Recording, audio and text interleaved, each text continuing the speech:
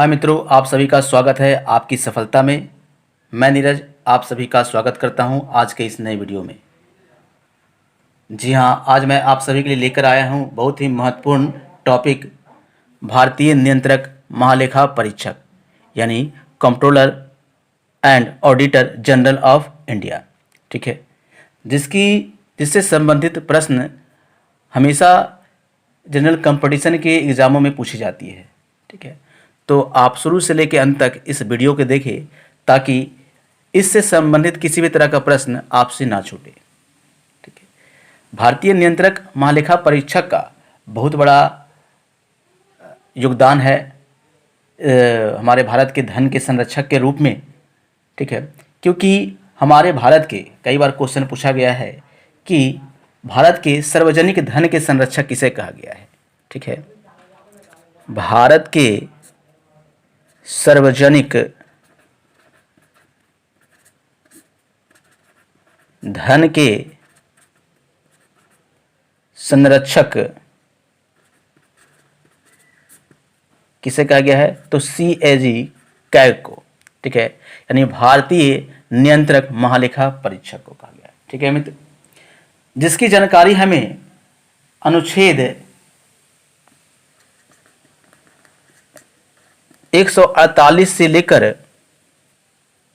151 तक मिलती है। ठीक है, भारतीय नियंत्रक महालेखा परीक्षक की जानकारी अनुच्छेद 148 से लेकर 151 तक मिलती है। कहा जाता है मित्रों, भारत सरकार में महान्यायवादी के बाद दूसरा महत्वपूर्ण पद नियंत्रक महालेखा परीक्षक का ही होता है।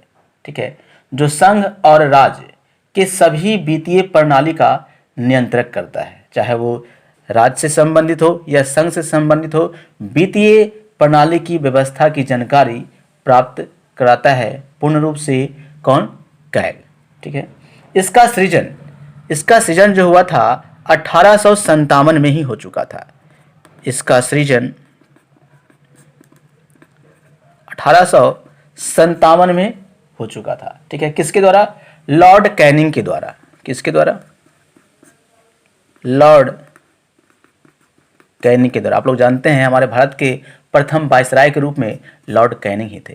ठीक है, और बहुत ही बड़ा कार्य हुआ था 1857 में, जो भारतीयों के द्वारा विद्रोह हुआ था अंग्रेजों के लिए, 1857 में हुआ था। इसी समय भारतीय नियंत्रक महालेखा परीक्षक का सृजन हो चुका था, किसके द्वारा, लॉर्ड कैनिंग के द्वारा। ठीक है, इसके बाद जो है धीरे धीरे इसमें परिवर्तन आता गया। फिर से इसमें 1920 में परिवर्तन आया, कुछ संशोधन के तहत महालेखा परीक्षक को पूर्ण स्वतंत्रता मिला इसमें। ठीक है, इस समय पूर्ण स्वतंत्रता मिल गया। कब, 1920 में। किसको, कैग को मिला। इसके बाद बहुत बड़ा इसमें कार्य हुआ 1935 में, यानी 1935 में भारतीय नियंत्रण महालेखा परीक्षक को भारत शासन अधिनियम 1935 के द्वारा इसे संघीय न्यायालय के न्यायाधीश के समान ही स्तर और सुरक्षा प्रदान हुआ। ठीक है, कब, 1935 भारत शासन अधिनियम के तहत में क्या हुआ, इसे संघीय न्यायालय के न्यायाधीश के समान ही क्या मिला, न्यायालय के संघीय न्यायालय न्यायाधीश के समान ही इसका स्तर मिला और एवं सुरक्षा प्रदान किया गया। ठीक है, क्योंकि आप लोग जानते हैं जो सर्वोच्च न्यायालय के कार्य के रूप में विधि का प्रयोग किया जाता है हर कार्य में, उसी तरह से इनके भी सदस्य का भी क्या होता है, कार्य उन्हीं तरह से होता है। वैसे अगर इनका वेतन देखा जाए तो वेतन जो सुप्रीम कोर्ट के न्यायाधीशों का वेतन होता है, समान वेतन ही इनको प्राप्त होता है। ठीक है, भारतीय नियंत्रण महालेखा परीक्षक के। ठीक है, वो भी किसके द्वारा, संचित निधि के द्वारा। पिछले सुप्रीम कोर्ट की जानकारी हमने आपको दिया है, उसमें संचित निधि क्या होता है इसकी जानकारी मैंने आपको थोड़ी सी दी है, आप पीछे के वीडियो देख सकते हैं। ठीक है मित्र। फिर आता है क्या, इसका चयन कैसे होता है, नियुक्ति कैसे होता है इसका। ठीक है, तो कहा जाता है इनकी नियुक्ति राष्ट्रपति के द्वारा होता है। नियुक्ति किनके द्वारा होता है, राष्ट्रपति के द्वारा होता है, परंतु किनके द्वारा, मंत्रिमंडल के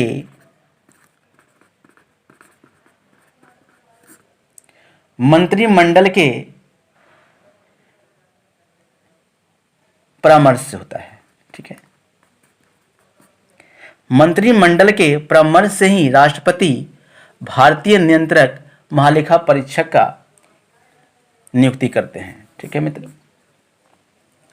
वैसे कई बार क्वेश्चन यह भी पूछा गया है, ठीक है, कि भीमराव अंबेडकर के तहत, ठीक है, भीमराव अंबेडकर के तहत सबसे महत्वपूर्ण आधिकारिक पद किसे कहा गया है। सबसे महत्वपूर्ण आधिकारिक पद किसे कहा गया है, तो कैग को कहा गया है। ठीक है मित्र। अब इनका कार्यकाल कितने वर्ष का होता है, तो इनका कार्यकाल, इसमें काफी कंफ्यूजन होता है कार्यकाल में। इसलिए होता है कि लोग बहुत ज़्यादा कंफ्यूज होते हैं कि इनका कार्यकाल 6 वर्ष का होता है या 5 वर्ष का होता है। ठीक है, तो मैं बता दूं कि इनका कार्यकाल जो होता है 6 वर्ष का होता है, या इससे पहले इनकी आयु 65 वर्ष की हो जाए। अगर कोई कैग के अधिकारी के रूप में कार्य करते हैं और चुने जाते हैं कितने, 61 वर्ष में, ठीक है, तो वह 6 वर्ष नहीं बल्कि 4 वर्ष ही कार्य करेंगे तो उनका 65 वर्ष हो जाएगा और उन्हें उस पद से फिर समाप्त किया जाएगा। ठीक है मित्र। इनको हटाने की प्रतिक्रिया क्या है। ठीक है, तो हटाने की प्रक्रिया जो है सेम सर्वोच्च न्यायालय के न्यायाधीशों के जैसा ही है। ठीक है, यानी इन्हें हटाया जा सकता है। हटाने की प्रक्रिया आप लोग को मैं पहले ही बता चुका हूं, 2 तरह से होते हैं, असमर्थता के तहत और दूसरा क्या है कि वो कदाचार प्राप्त हो, कदाचार साबित हो। ठीक है, वह असमर्थता हो या कदाचार के रूप में साबित हो तब उन्हें हटाया जा सकता है। यानी लगभग महाभियोग के जैसा ही, महाभियोग के जैसा ही कार्य करके भारतीय नियंत्रक महालेखक परीक्षक को पद से हटाया जा सकता है। ठीक है, वो भी 2/3 बहुमत प्राप्त करने के बाद। ठीक है मित्र। अब आगे आते हैं कि इनकी शक्तियां क्या है। ठीक है, तो इनकी शक्तियां जैसे राज और संघ, ठीक है, राज और संघ के संचित या आकस्मिक धन की व्यय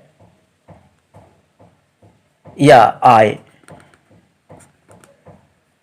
पर नजर रखना।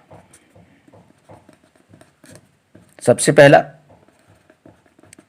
इनके अलावा इनके पास शक्ति यह भी है कि केंद्र स्तर पर, ठीक है, ऐसे कहा जाता है कि लोक लेखा समिति जो होता है, लोक लेखा समिति जो है 2 तरह के होते हैं लोक लेखा समिति। एक तो संघ के लिए होते हैं और एक राज्य लोक लेखा समिति होते हैं। ठीक है, तो इनके बारे में रिपोर्ट की जानकारी संघ लोक लेखा समिति या राज्य लोक लेखा समिति की रिपोर्ट की जानकारी कौन देता है? तो कैग ही देता है। ठीक है मित्र, लेकिन संघ लोक लेखा समिति का रिपोर्ट कैग किसको देगा? राष्ट्रपति को देगा। और ये राष्ट्रपति जो है कहां प्रस्तुत करेंगे? संसद में प्रस्तुत करेंगे। ठीक है, और वहीं राज्य लोक लेखा समिति का रिपोर्ट कैग कहां देगा?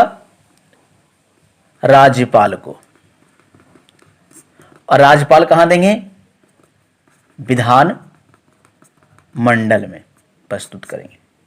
ठीक है, वैसे कई बार यह भी क्वेश्चन पूछा गया है। ठीक है, यह भी क्वेश्चन पूछा गया है कई बार कि किसी भी प्रकार के वित्तीय घोटाले की जानकारी कौन देगा?